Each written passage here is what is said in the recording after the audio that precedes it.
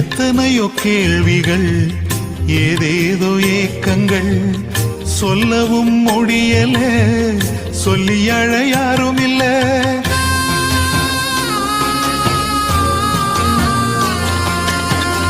எத்தனையோ கேள்விகள், ஏதேதோ ஏக்கங்கள், சொல்லவும் முடியல, சொல்லி அழ யாரும் இல்ல.